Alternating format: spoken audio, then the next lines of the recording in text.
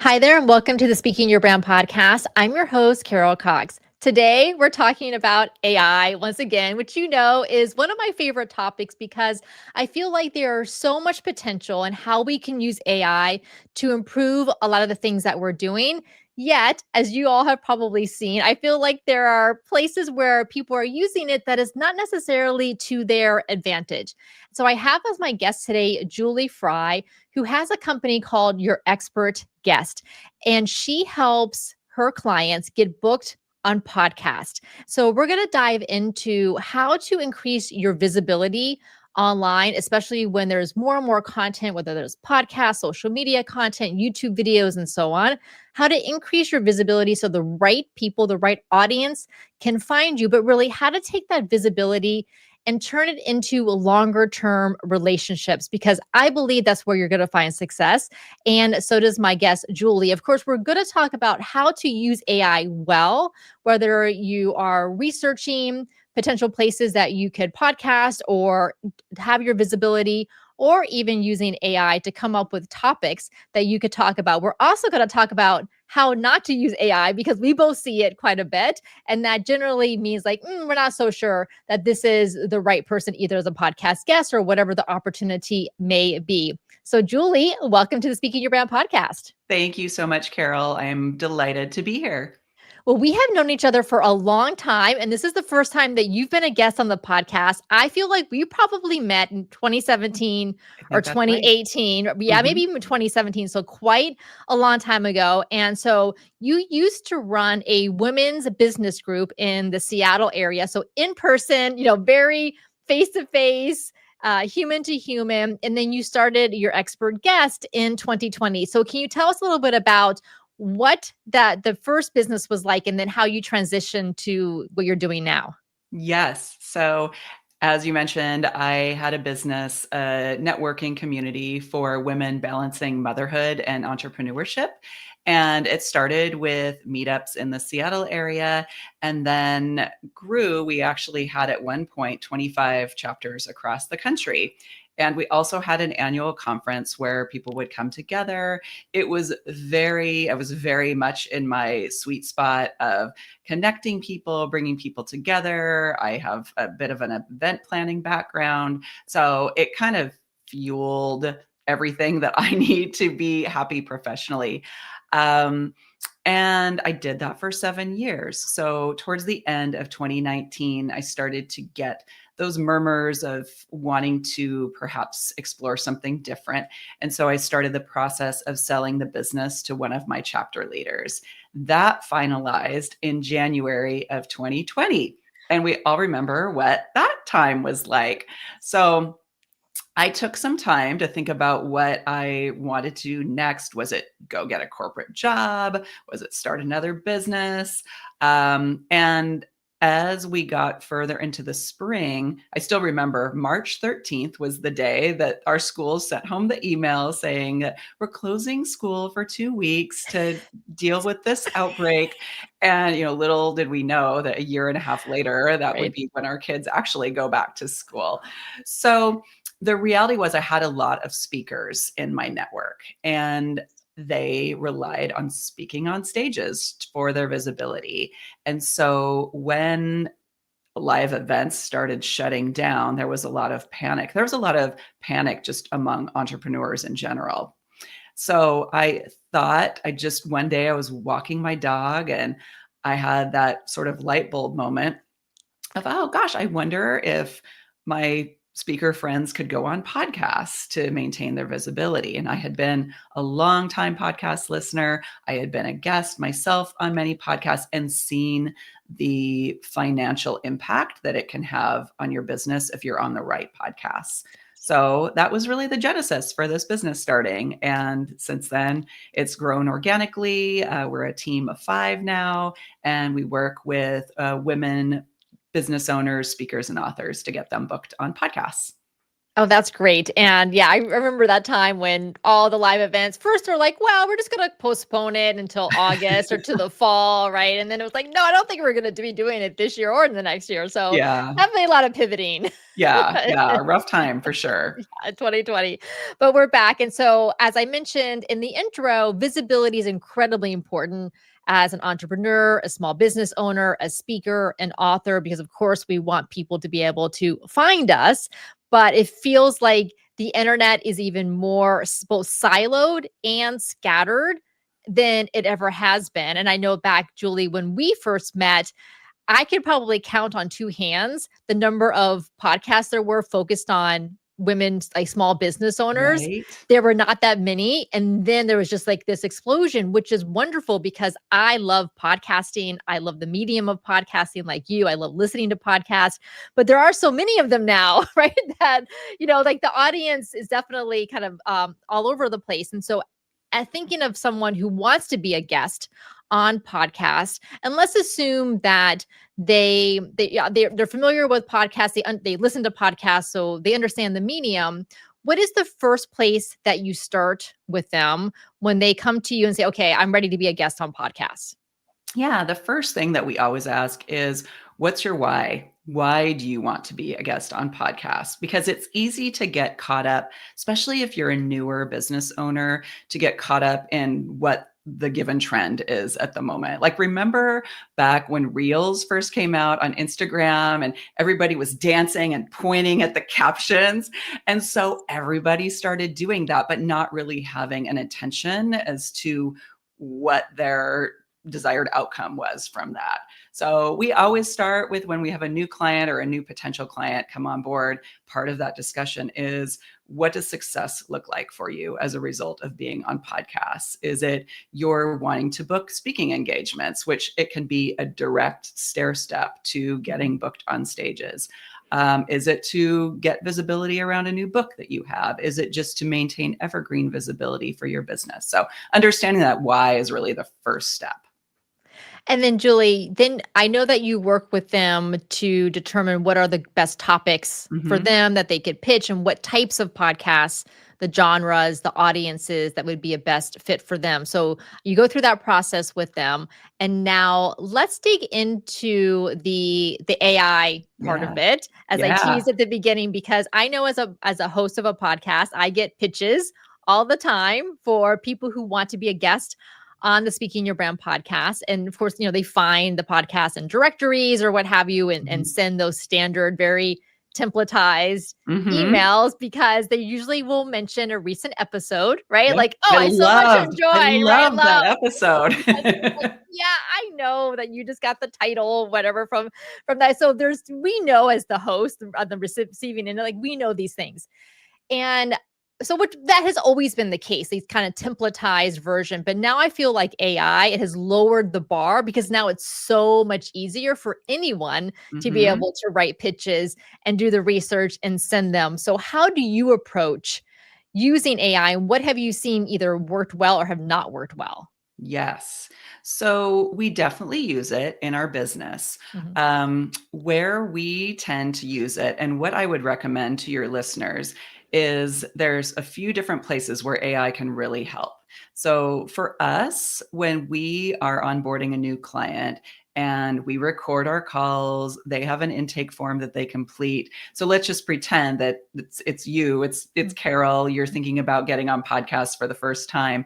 That you could pop into AI and whatever service that you use, your website, what your expertise is, what you are known for or want to be known for, and who your target audience is, and ask AI to design a general podcast visibility strategy for you. It is a starting point. It is not the end point, but sometimes having a basic outline and structure that then you can build from really makes it more likely that you'll actually do the work. Rather, it's like if you were writing a book. It's hard to just look at a blank screen and start. But once you have a framework, then you can build from that.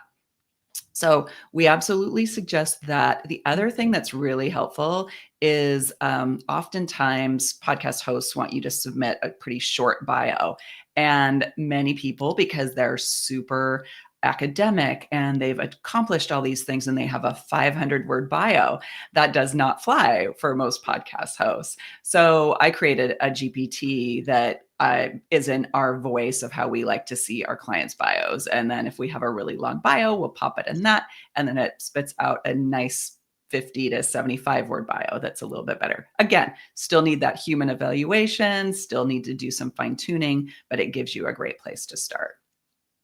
Those are excellent examples, and they're both, like you said, having a place to start or fine tuning what you already have to either make it shorter or to repurpose it in one format or another. I know that I've used ChatGPT since it launched, so it knows me and speaking your brand really well. So I'll ask it the similar, like, okay, write a bio for me that is focused on this part of my career versus this part of my career, and then it can to Mm-hmm. do that, but then it will make some up sometimes, like right, like, and then I'm like, I don't think I've been in Fast Company magazine, but thank you so much for thinking that I haven't, right? So It would be interesting to find out what the craziest hallucination is that AI has ever given you. yes, yeah. So I was like, so you definitely need to check it, right? Because you just never know what it's going to say.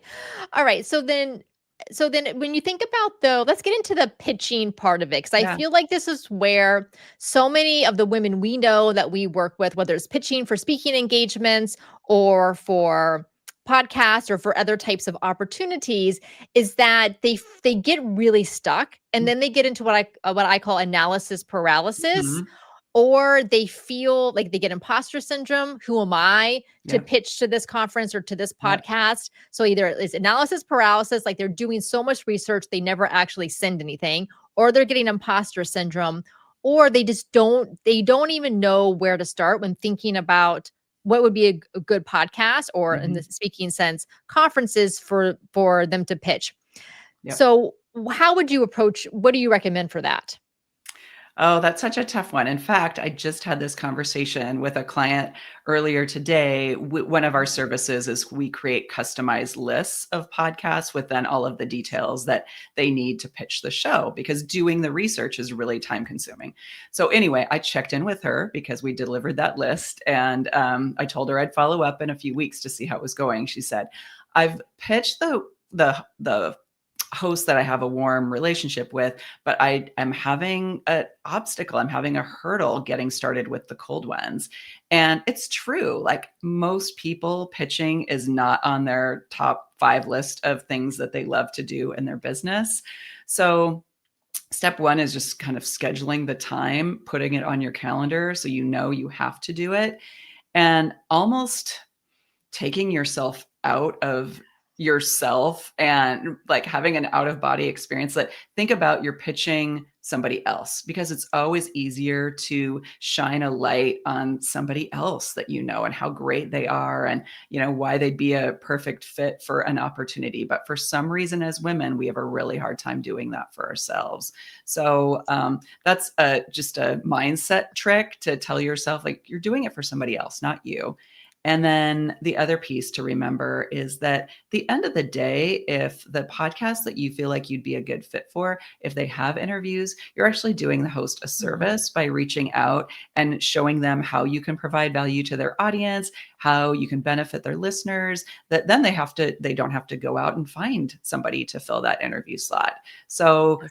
again, that mindset shift of you're actually helping them do their job rather than being a nuisance or being pushy, and Yeah. promoting it that way. Well, the worst that can happen is either you don't hear back, Yeah. or they say, sorry, sorry, we're not accepting guests, or we don't have room right now in our calendar. And the best thing is that they say yes. Yes. Yes. I've never heard of anybody getting an email back like, "How dare you pitch my show?" Right. That Well, doesn't and happen. yeah, no, that definitely does not happen. I would say most likely it's crickets. Like, you just won't hear anything back. And so, which is okay, because you Yeah. can still follow up with them later. It could have just Yeah. been the timing was not good, or maybe reformulate your pitch. So, Julie, you mentioned warm pitching versus Mhm. cold pitching. So let's talk about the differences between those for listeners who may not know. And of course, we know that warm pitching is always better when possible. So how can we go about trying to take what could be a cold pitch but making it warmer? Yes. So this is one where and I would imagine most of your listeners are on LinkedIn. We love LinkedIn for warming up pitches. So one of the things that you can do is go and look at the host. Who are your mutual connections? Is there somebody that you're connected to that also connected to the host that you could ask, like, what's your relationship with this host? I'm thinking about pitching myself for their podcast. So again, leveraging your network to get more visible on the host's radar. The other thing that we do, again, it's a little bit more research intensive, but going to the website and learning about the host. Again, this is something that at least not yet AI is doing for people. It may be possible in the future through AI agents and that sort of thing. But for now, you can go to the website, look at their about page, look at what are their services. Like for me, for example, I know that you have an AI visibility and automation program that you run. So I want to do everything in my power on this episode. And when I share it, to amplify that you have that offering because that helps you, right? And for all of us to be successful in business, it's that go giver principle that you want to be helpful and give first before you're thinking about how does this benefit me. So I always recommend looking at the about page on the website, looking at what the host does, what's their business, what are their offerings, are there ways that you can help them and support them, and offering that up in your pitch. The other piece is if you have a podcast yourself and you would love to be open to a swap, then putting that, front and center in the pitch. That's a good way to get a host's attention because most of the time, hosts are very interested in going on other shows that have a similar audience. Yeah, those are excellent recommendations, Julie. Yeah, LinkedIn is my go-to social media platform, the one that I use the most because I feel like it is really good for creating these professional Mm-hmm. relationships and finding those people that you have in common.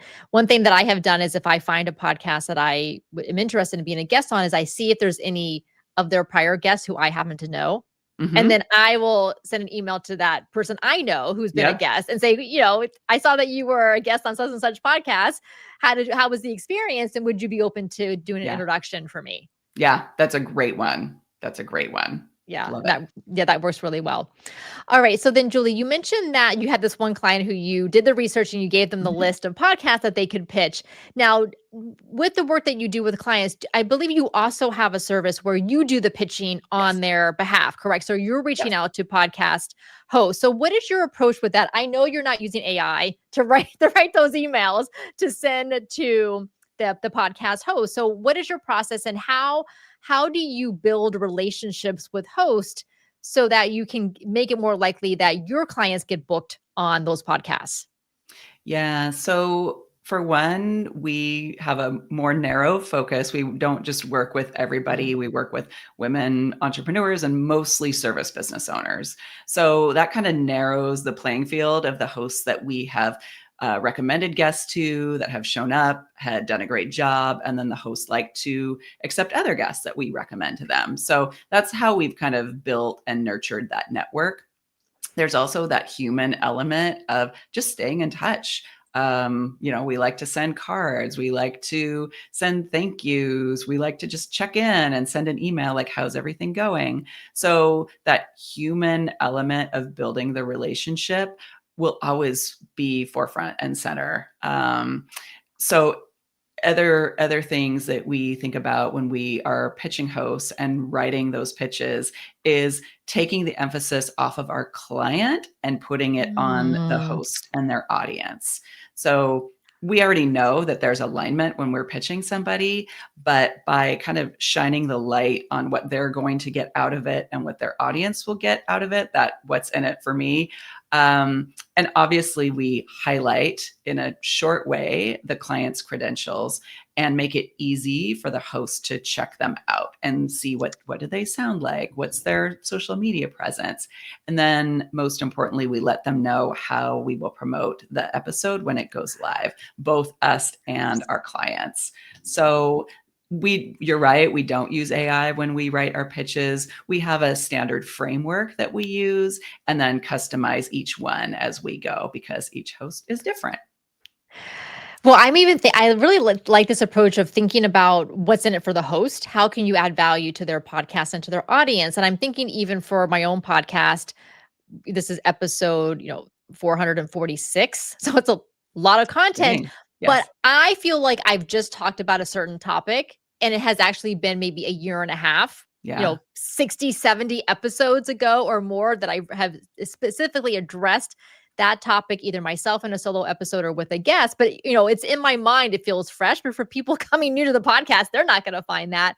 So I imagine, and this is a tip for anyone out there who is pitching either for yourself or on behalf of someone else, maybe look at the podcast and say, like, where are there gaps in their content that you could fill with your topic that they haven't addressed yet, but that their audience could probably benefit from? Because I know there's gaps in my content in the Hmm. past 6 months or a year that I haven't addressed or haven't addressed recently. Yep. That's part of Yeah. what we do as well is, yeah, look at those gaps, look at something that they haven't talked about in a while, or have they ever talked about it and they should be talking about it. So doing Yeah. that reconnaissance on your end and looking at that episode history is definitely key. Yeah. So I'm gonna I'll give a plus one here for not using AI to write your pitches. And here's the thing, like I love ChatGPT. I use it a lot for brainstorming and ideation for things that I'm working on. And yes, I will use it to write the show notes for this episode from the transcript and things like that because what I tell myself is that I wrote 400 episodes of show notes. I think I've mastered that activity. I think I can give it to ChatGPT and it can do a great job because it's still in my voice, right? So I'm like, okay, I can do that. But and so so I let myself off the hook for that. But I will say I am working with an event that is currently accepting applications for speakers for the event. And we're going through the applications and we can tell every single one Mm. was written by AI. The problem with that is that even though it's beautifully written, right? Like the in a world of blah blah blah and the cadence and the sentence structure is really well done as ChatGPT does. The problem is that even though every topic is different, so everyone's has a different topic, even wildly different topics from each other, they all seem the same. They all seem like the same topic. And so I would much rather have someone write an email or submit a speaker application that it's not 100% grammatically Mhm. correct, that has some clunky word choice or sentence fragments or what have you, but shows their personality. Because I feel like even if you have ChatGPT trained on you, like it knows you, it still has a certain way that it writes that you can tell people can tell when they've done enough of it, and it just I feel like it strips away your personality, and that's what's missing in a lot of these pitches. Yeah. Well, and that's what at the core, I mean, I think we're lonelier than ever as a society. There's so much noise online. Our political climate is so divisive. So there's so many things that are keeping us from being in community with each other and sharing our humanity. And so those opportunities where you get to be human, like lean in and do it. Like you said, we all have our own unique individual story, and that's at the end of the day what people are connecting to is our stories. So, as Carol said, just it's do it yourself. It's better than being perfect. Yes, and even what I will do is I actually will grab paper and pen because I'm so tempted now with a document open on my computer to use some type of I'm like, no, I'm just Yeah. gonna use paper and pen. Let me write out what I'm even thinking. Like, what is Yeah. my perspective on this? What is a story that I would want to share that would be relevant to this type of audience? And then take that and then just really just and the authentic is such an overused word, but I like really make it authentic. Like you care so much about this potential relationship that you're building with the person on the other side versus sending out 100 templatized AI written pitches to Yes. random podcasts. Yes, yes, yes. Yeah, and on that note, and again, if you're listening, maybe you've been on the receiving end of this, but there are definitely software tools now and SaaS products that will pitch at volume for media opportunities, for podcast opportunities. And I'd be really curious to know if you've ever gotten one of those, Carol. But there's just, as you said, they're all going to sound somewhat the same because if you're sending out 10,000 pitches at a time and you get a couple of interviews, it's just not putting you in the best light. It's better. Quality is so much better than quantity when it comes to speaking engagements, podcast appearances, any sort of visibility strategy, because you want to be speaking to the right people. Well, that event that I mentioned where we're collecting speaker applications for, when applications opened, there was a flood of applications that were submitted. So at first we were all excited, like, wow, Mm-hmm. like people are really interested. We found out that the 40 or so that had been submitted all came from one entity. And Okay. so they basically just whoever was in their database that had paid or who knows what were just Mm-hmm. spitting out and doing the application submissions. So guess what happens to those? They get set aside. Bye. Yeah, so it's not really doing you any good. Yeah. Yeah. It sounds great in theory. I mean, who doesn't want to get 8 podcast appearances a month? But I wouldn't, because chances are they're not going to be the right 8 shows. And if you're being presented in a certain way that doesn't align with how you like to present your brand, then it can actually be detrimental to you. Yes, because your brand reputation gets connected Yes. to that other podcast because now it's online Yep. and people can search it and find it. Yes, excellent point. So Yep. you as the guest be choosy too, as much as the host is choosy about who they're having on. For sure. Julie, you mentioned about this loneliness epidemic. And obviously, with the pandemic, so much of our lives went online. And even Mm-hmm. though, people are getting out and about, right? To more events and to more business meetups and conferences. So that definitely is increasing. But still, so much of what I feel like we're doing has tilted to a lot online. Mm-hmm. But so, how can we kind of make sure that we are still building these human connections, these human relationships with each other online to support each other and to provide value to each other, especially as these AI tools get more sophisticated. OpenAI Mm-hmm. just released their new Sora 2 app, which is like a TikTok style app that it's all AI generated short videos. Like you could put your avatar in it and put your friends' avatars in it. And I see this as being very popular and addictive for a lot of Have you people. used it, I Carol? know have not gotten an invite as of the time of this Okay. recording, so I definitely will check it out because I'm Mm-hmm. curious. I don't use TikTok myself because I prefer podcasting and reading. Yeah. Yeah. I'm a long form content girl. That's what I like. So let's talk about the kind of podcasting itself and why podcasting is such a great medium, not only for building relationships, but also for visibility and attracting clients and speaking opportunities. Yeah. So as you mentioned, it's amazing long form content. And I'm the same as you. I'm not on TikTok because I already feel like my attention span has gotten shorter than maybe it was 5, 10 years ago. So I don't need anything making it even shorter.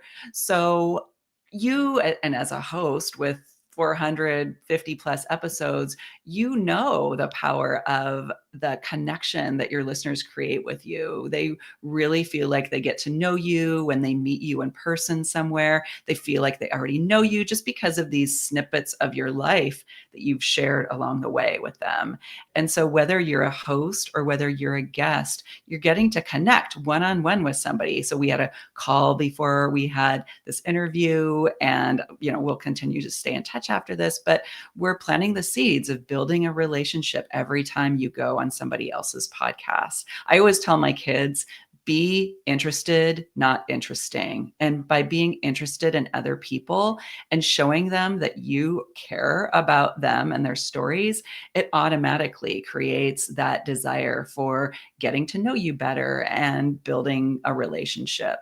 So, podcasts are such a great way to do that. And when you go to a networking event and you're getting to talk to a bunch of different people, there's still just these short little, 30-second to a couple of minute conversations where you don't get to go very deep. But when you're having a podcast conversation, you're getting to talk for 30, 45, 60 minutes. So you do get to go deep, and that just it feels really good. When I get done with a podcast interview, I always feel like my bucket is full.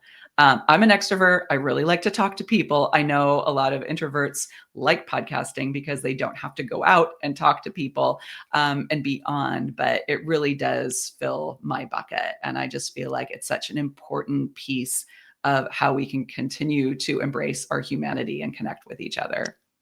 Yeah. Well, it doesn't surprise me that you're an extrovert, Julie, since you are an event planner and you Yeah. started and ran in-person groups. I am very much an introvert. So that's why Hmm. I love podcasting because I like one-on-one Yeah. relationships or very small, like small group Yeah. relationships. And I know I started this podcast in February of 2017. So well over 8.5 years ago. And there's so many women that I have met and maintained relationships Yeah. who have been guests on the podcast. Actually, an episode that's coming up very soon after this one is with Stacey Brown Randall, who Oh. focuses on client referrals. And she was first on this podcast in 2018. And then she and her team reached back out to me a couple months ago because she has her new book out and said, Mhm. would you like to have Stacey on the podcast again? And I said, absolutely. And even though we had not seen each other on Zoom, probably since 2018, but even it had been that long, but I still felt like we had had this great conversation. She's in my podcast catalog, like this evergreen content library. So of course I would have her back on. Now, if I had never heard of her before, had never had any relationship with her before, I'm sure Mhm. I've gotten emails with similar things like such and such a book is coming out, and I just ignore it, right? Yeah. It doesn't have the same resonance. Yeah, yeah. Yeah, it's amazing. I mean, one of our clients, she's been on one podcast 4 times because of that relationship, and they just keep wanting to have her back because she's got interesting things to say about a wide variety of topics. So, yeah, definitely plants that seed for lots and lots of really good things on both sides. I feel like something that holds people back from being a guest on podcasts is that they overcomplicate it. They Mhm. feel like they have to have answers to Yeah. any question that could be asked, and they get nervous about that, and especially for the over preparers who are listening, Mhm. you know who you are. You can raise your hand. I know who you are. I see you. I understand you. Hopefully if you're listening to this conversation and you've listened to other episodes, that most podcasts are very natural conversations, and a good host will kind of just keep the conversation going based on what is being talked about. And I don't think that there's any podcast hosts out there who are looking, or if they are, it's a totally different purpose of the podcast, like gotcha questions or trying Yeah. to paint you into a corner or to get you to say something that you don't want to say. Like that is not what most of these podcasts are doing. So what advice do you have for the people listening who are like, wow, I don't know what they're going to ask, or I want to have all the questions in advance, or I want to feel really Mhm. prepared, or I need to practice and I'm just not sure what to say? Yeah. So this is another one where if you are a perfectionist and like to know what's coming, this is another place where you can use AI. So you can go to the host website, grab transcripts, you could grab a couple, pop those into AI, and then tell it, I have an interview coming up on this show. I want to be as prepared as possible. What are some likely questions that they might be asking me? Tell me about the tone, tell me about the style, fill in with the questions that you want answers to. And AI does a pretty good job of making sure that you feel prepared and that there aren't any gotchas. Another place where it's helpful too is if the host has a question that they ask every single guest, but they don't tell you that they're going to Yes. ask this. This does sometimes happen. It will get caught in that AI prompt. So that's a great way to use AI, especially if you like to be uber prepared. That has happened to me before where they're like, "Oh, what's your favorite book?" or, "Well, who's your favorite like women role model?" And of course, I have some, but in the moment, I'm like, "Oh, I don't know." So yeah, it's Yes, like, it's yeah, happened to me too. yeah, and that's the thing. Like sometimes it happens, and so you can just think of something, or just say, "Oh, I don't. That's a good question." Like there's a lot of Yeah, them that I know, or something. yeah, Like yeah. it's fine. Nobody is gonna, like, find you online and say, "I can't believe you didn't know the answer to that question." Right. Yes. And this is, and so, when we work with our clients, we build out their signature talk for them. And when I explain to them, like, this is your foundation for what you want to talk about. So obviously you're not going to go and deliver your talk when you're a guest on your podcast. But if they ask you like, well, how do you work with your clients? Or like, what's a client journey that someone has been on? Or why would someone, you know, have this problem, and what would you tell them? We've already thought about that and mapped it all out on your talk. So you have the answers are there. And when someone's like, you already know your content, like you know what you do in your business, you know who you help, you know if you wrote a book, you know what's in the book. So just just talk from that. It doesn't have to Yeah. be perfect. It doesn't have to be this perfect 30-second soundbite. Because back to this idea of authenticity Mhm. and humanity, we want even some of the messy parts, or the like, Yes. oh, I was just telling a story, but now I just forgot why I was saying that. Like, that's okay. I listen to really big name podcasts, and that happens sometimes to them. Yeah. Absolutely, absolutely. Done is better than perfect with Yes. everything. Yeah. And the more you do it, the easier it gets. I promise. It really Mhm. does. I remember the very first podcast I was on, I think it was January of 2016 or sometime in 2016. Yeah, very, very early. And I'm still in contact with that host who runs that. I don't know if she still has her podcast or not, but I'm still in touch with her and she's great. And yeah, I was nervous because I didn't have my own podcast at the time. That was the first podcast I had ever been a guest on. But it gets easier the more that you do it. So just like if you keep putting the reps in, then any one podcast appearance is not going to be a make or break it for you. Absolutely. Yeah. I also, my first podcast appearance, I did every single thing wrong. I didn't listen to an episode beforehand. I didn't share it when it went live. I didn't have a microphone, right? Like it was just did everything wrong. And we're still friends. Right, right. Yes. Yeah, it's okay. Oh, that's It's that. okay. So let's, yeah. So having a good microphone is important if you're going to be doing podcast interviews. If you just do one in your life, like ever, then don't worry about buying a special microphone, but you definitely should have a good quality microphone and have a nice setup for that. And Julie, I'm sure do you have resources on your website about that? Actually, we don't, but Mm, the podcast that we send any of our done for you clients is the mm. Samsung 2QU. Just plugs right into your USB. You can get them for under $100. So that's a great one. And the ATR 2100, I know people really like too. Yeah, I used the ATR for Okay. years until I Mhm. got the Shure, which is what I'm Oh, using now, but that was about a year ago. yeah. And And that's but like the a eight step up. Yeah, that's a step up. I mean, the Shure Mhm. is probably about 300.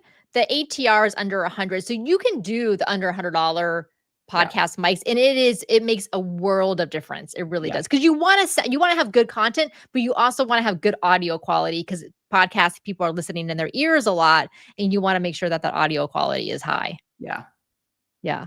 All right, Julie. So I guess, like, what have you been your favorite what are your favorite podcasts to listen to? Now I'm putting you on the spot because I did Yeah. not give you this question. Now I know you had a LinkedIn post recently where you asked, you're like, "Oh, I'm looking for some new podcasts to listen to," because it's always nice to explore different things. So, I guess tell us, like, what genres do you Yes. listen to of podcasts, and do you have any either favorites from, even if it's a while ago, or any current favorites? Yeah. So I've really shifted it up a lot. So Mm. I don't do much direct client work anymore. So I'm not doing as much research on podcasts that our clients might be guesting on. I'm just going to pull up my phone here. Yeah, no, I'll So pull mine up too, and we'll let the listeners know what's in our my queues. favorite genre is comedy. And Mm, so my go-tos for comedy are Conan O'Brien Needs a Friend and Good Hang with Amy Poehler. yep. So big names. I do like to mix in the smaller independent podcasts too.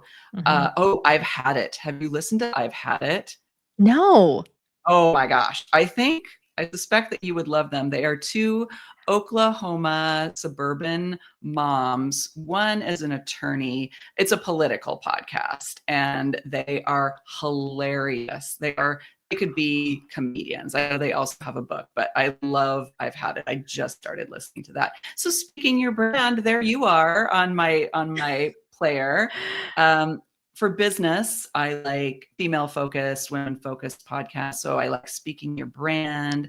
I like Sales Maven. Mhm. Um, those are kind of the two for business that are at the top of my list right now.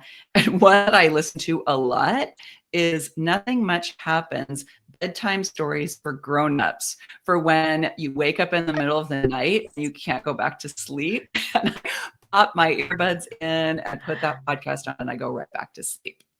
Oh my god, I needed that last night. Yeah, That would have it's a been good one. It's a good one. It's kind of on heavy rotation these days. That's a great idea. I have a Kindle, so I will read with my Kindle before I go to bed at night, and then I wake up and it's, like, laying, Yeah. next to my head, and then I try to find a relatively boring book to read when I wake up in the middle of the night to put me back to sleep. Like nothing that's Nice. really interesting, because if it's Yeah. interesting, I'm going to keep myself awake to Yeah, read and it. that's what this is perfect for. It's just a story where literally nothing happens. Like it talks about the snow-covered path that you're walking down along a Mhm. fence. So it's just very soothing and it puts you back to sleep. Oh, okay. I'll definitely have to check that out. So I no, probably no surprise, but maybe I need an intervention, as I listen to way too many politics and news podcasts, right? Okay, Yeah, but I here, didn't go very deep yeah. on what I listened to there, but yeah, there are quite a few. And okay, so here's how I justify it is that I want to stay informed. I really have, I think I've calmed down a lot this year, and I think I've been through like the 5 stages of grief. So I'm in like the not acceptance in the thing, in the sense that I like how things are going, but more like acceptance it's going to be chaos and we're never going to like what is going on a day-to-day, week-to-week basis, but we have to keep moving forward Yeah. with our businesses, our relationships, all of that, while doing the best that the help with that we can where it's appropriate. So, but I listen to the politics podcast because I feel like they're my friends. Is that parasocial relationship? Because I've been listening to them for like 8 or 10 years now at this point, off and on. And I Yeah. feel like listening to them helps me to feel less alone in Yes. what is going on. And I would rather listen to an hour and a half long conversation they're having, which gives into more depth and nuance than just Mhm. reading headlines. Yes. That is what's going on. So that's how and that actually makes me feel better. Yeah, same. I don't understand when I have a lot of friends that have just checked out entirely because they say it makes them feel uncomfortable. And when I listen to a Heather Cox Richardson or somebody like that, I feel like I get an understanding of what's going on in the context, the greater context of history too. And so it does, it actually makes me feel better than if I just stuck my head in the sand and pretended like nothing is happening. Yeah, exactly. So I have a recommendation because, as you all know who are listeners for a while, I really want to make sure that they're literally listening to women's voices. And we know Yes. that so many of the top podcasts are by men. And again, I listen to them as Recline Show and Hard Fork, the tech podcast from the New York Times. Like, I love those podcasts. I listen to them, and they do a good job of having women guests, a good balance on there as well. But one that I recommend is a relatively new podcast that launched this year. It's called The Best People. It's with Mhm. Nicole Wallace, and she's an anchor on MSNBC. So she's Mhm. been an anchor for a while. So it's called The Best People, and it's her new podcast. And it is like, politics and news driven, because that's what she Mhm. does on MSNBC. But again, longer form interviews. And I really have enjoyed that. Okay, great. I will check that one out. I haven't Yeah. listened to it. Thank you. Yeah, you're welcome. See, this is your podcast recommendations when you have a guest like Julie on the podcast. All right, Julie. So, any final thoughts or calls to action for the audience? Yes. So if you are thinking about how you want to be visible and you haven't taken any action on it, as Carol and I have been talking about, our stories are so important. And with the podcast industry being so male dominated, and with the shift in our political landscape of wanting to minimize women's voices, it's more important than ever for you to speak. And whether it's starting on a really small podcast that is hosted by your friend that has 2 listeners, that's a great place to start, because then you can start using that muscle and getting your reps in and building up. So yeah, just use your voice, please. We need to hear from you. Yes, and find that community of support that will help you to do that, because you can't feel alone and vulnerable and uncertain. So, go check out Julie. Definitely connect with her on LinkedIn. Her Mhm. LinkedIn profile will be in the show notes. Connect with me on LinkedIn if you haven't already, and go to Julie's website. That link is also in the show notes to check out her services if you are interested in getting booked on podcasts as a guest. Julie is the person to go to, Julie and her team. Thank you, Carol. I appreciate that. Yeah, you're so welcome. Well, Julie, thank you so much for coming on the Speaking Your Brand podcast. This has been long overdue, but I'm so glad It happened. And for all of you who are listening, take action this week. Do a little bit of research to find a couple of podcasts that you could be a great guest on. Find some warm connections. If you know any podcast hosts or have some colleagues of yours who have been guests on podcasts who will do an introduction for you, that could be a great place to start. Until next time, Absolutely. thanks for listening. Thank you, Carol.